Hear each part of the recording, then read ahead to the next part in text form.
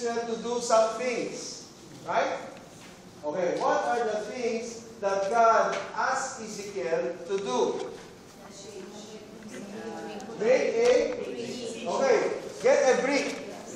Okay? What is the name inscribed on that brick? Jerusalem. So that brick is to represent Jerusalem. And what else is Ezekiel going to do? Okay, he's going to build a siege wall. What else is he going to do? Okay, he's also going to raise a ramp. Okay? What else is he going to do? He's going to make pitch camp also. Okay, and going to build also battering rams against and put it all around Jerusalem. So what is this a picture of? Okay, it is a picture of the siege of Jerusalem. Okay, what else do you see in chapter 4?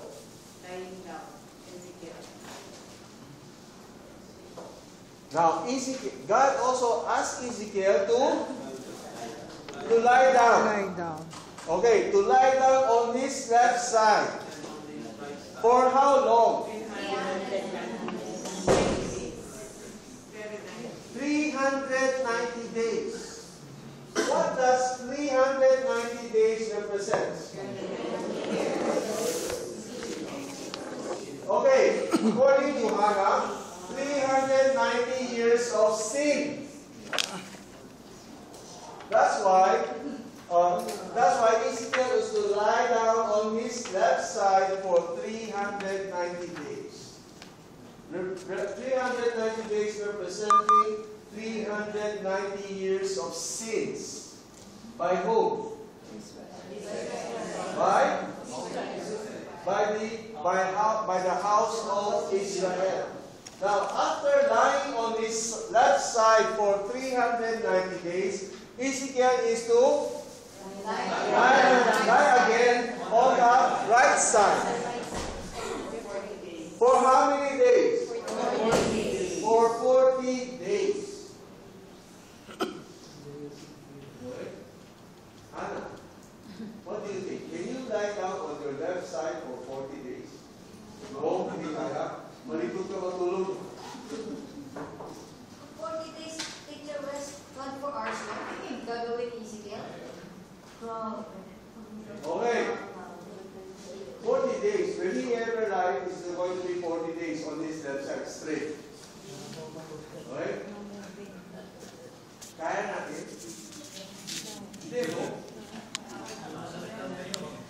So, what did God do to Ezekiel? God tied a rope on Ezekiel so that he will not move to one side to another. Now, how is Ezekiel going to eat also?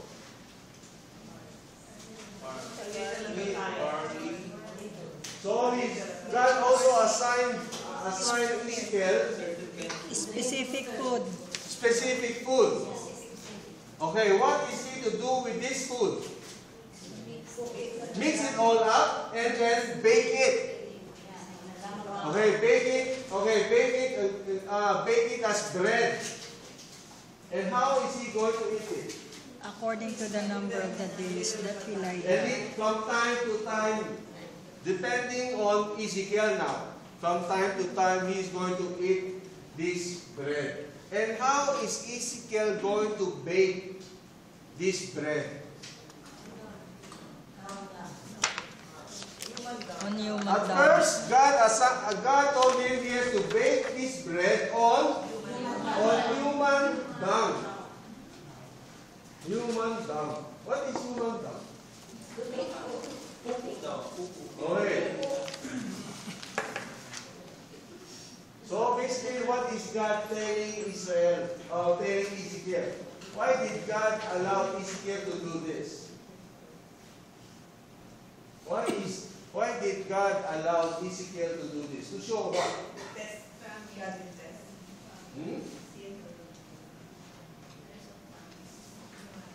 There will be a famine. There will be a famine. And then, And in this famine, what's going to happen? They will eat Okay, unclean. in this famine, Israel will be eating unclean food. That's why God asked Ezekiel to cook the bread, to bake the bread over human dung. But did Ezekiel protested? Yes. So God the one is so gracious. Oh, so what did God told Ezekiel? Cows down enough. Okay? Okay, is there and then so that is the food of Ezekiel during this 390 days or plus 40 days. How about his drinks? Hmm? 6 part of them. Okay, so Ezekiel is the drink of Ezekiel also is to be measured. So basically that is what chapter 4 is all about. Okay? How about in chapter 5?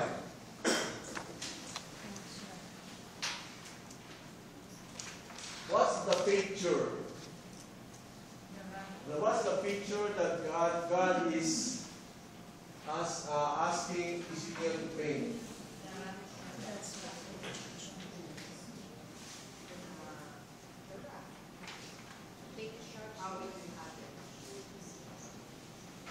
So what did Ezekiel what did God ask Ezekiel to do in chapter 5? Okay, he's going to take a sharp sword. Okay, then he's going to use this sharp sword on his head and on his beard. And then he's going to take a scale. Okay? So in one sense, Ezekiel is going to weigh all of his hair and beard. And how will it be divided? 1/3. Okay, 1/3. Okay, what will Ezekiel do with this 1/3 of his hair and beard? Burn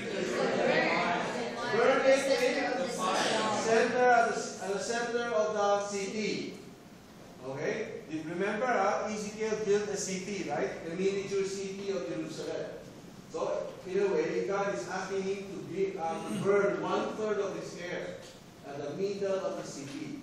What else? 1/3. Okay, 1/3. Okay, he's going to strike it with the sword all around the city. Okay, and another third is okay, he's going to scatter in the wind. And then what else?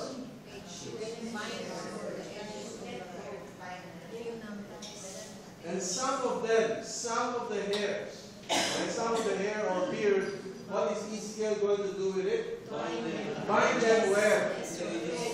At the edge of his robe.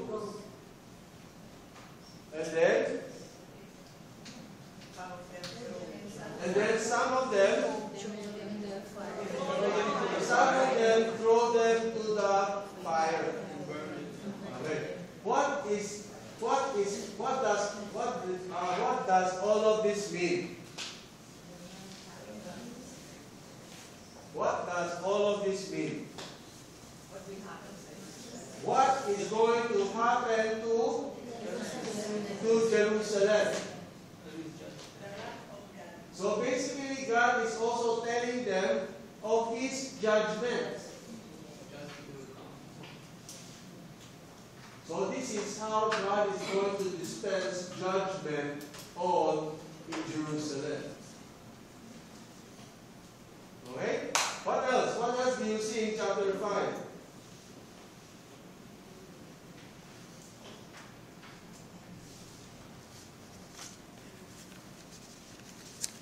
What else do you see in chapter 5? God's judgment is on them because Because they rebel against His ordinances. You see God's judgment. Why? Why is God judging Israel? Because they rebel. Because of their abomination. What else? They rebelled against What verse? God's What verse is that? Verse 6. Verse 6. Okay, God is going to judge Jerusalem because what did they do? Okay, they have rebelled. They have rebelled against His ordinances. What else did Jerusalem do? They have rejected. Okay, they have rejected the ordinances and the statutes. What else? They have not walked in God's Not statutes. walk. They did not walk according to God's statutes and ordinances. What else did they do? Nor observe God's statutes and ordinances. Then what's going to happen? More Verse 6, turmoil. what's going to happen? More turmoil. There will be turmoil. What do you think? What do you think? Same. Is this not going to happen to the United States as well? Yes. And other parts of the world. Remember verse 6, huh? Okay. They rebelled, rejected, did not walk, did not observe God's statutes and ordinances. And what will God bring them? Turmoil. Will this happen to us also? Yes. Yes. If we continue to rebel, reject, did not walk nor observe His statutes and ordinances. Will this happen to anybody also? Yes. Yes. Individually, or to a group of people, or even to a country. Yeah, that's why when I was reviewing Ezekiel, timing ang lesson natin today. Especially chapter 7. Okay? Okay, what else did you see or did you learn in chapter 5?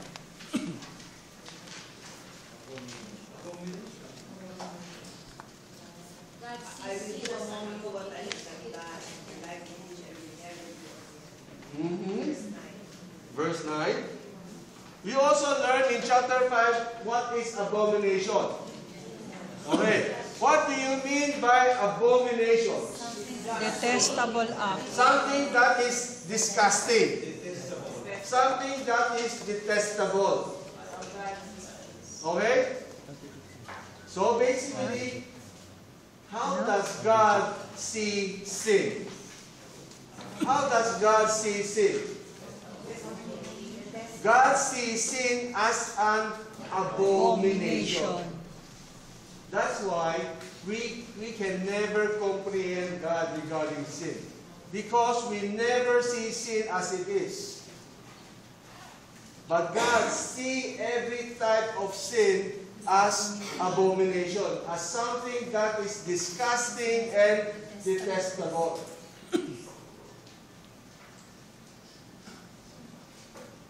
Okay?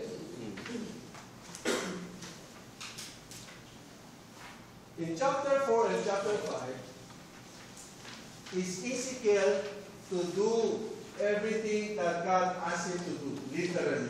Yes. Yes. Why? Why was Ezekiel to do every command of God in chapter 4 and 5 literally? So, does this mean that Ezekiel literally sleeps on the right side for 40 days? Yes. Yes. Okay, does this also mean that Ezekiel is to sleep on the left side for 390 days? Yes. Does this also mean that Ezekiel is to bake his bread over cow's dung? Yes. Why so literal? Thus says the Lord God. Basically, to get their attention. To get their attention. So what can we learn in chapter 4 and chapter 5? Sometimes we have to get people's attention so that they will be able to see and hear what we are saying. Alright? Okay, what did you remember naman in chapter 6? What did you see or remember in chapter 6?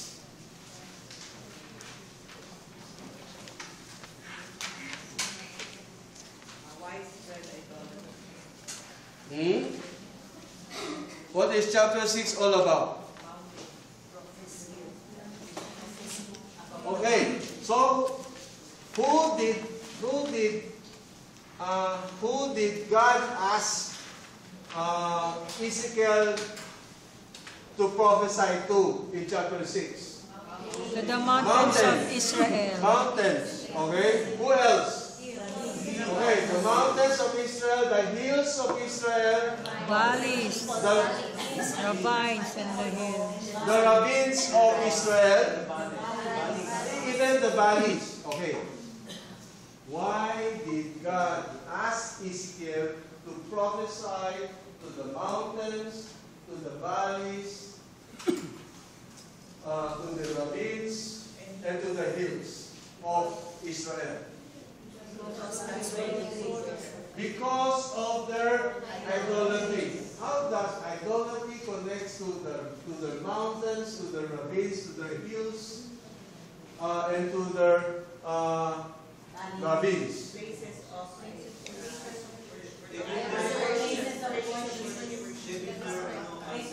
Yes,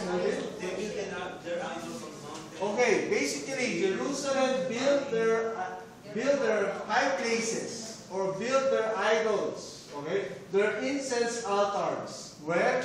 In high places. In these mountains, ravines, hills, and valleys. So, what do you think? Marami ba sila? Yes. It was really rampant. Is it basically as rampant as nowadays? Yes. Yes. No wonder the Lord is going to judge the world. Okay? Okay, what else did you see in chapter 6?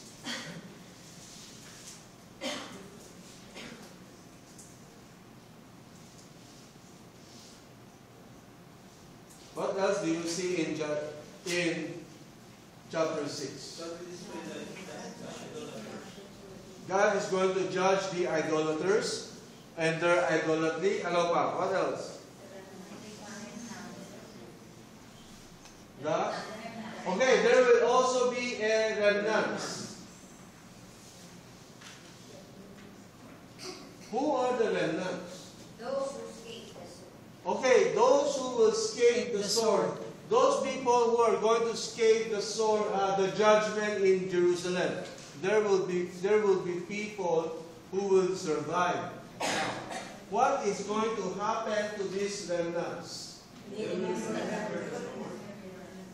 What will happen to these remnants? They will remember God among the nations. They will remember God among the nations. So basically, where will these remnants go? Which will be gathered inside. They will be scattered, not exiled, scattered around the nations. Okay? And what else do you see or did you learn in Ezekiel chapter 6?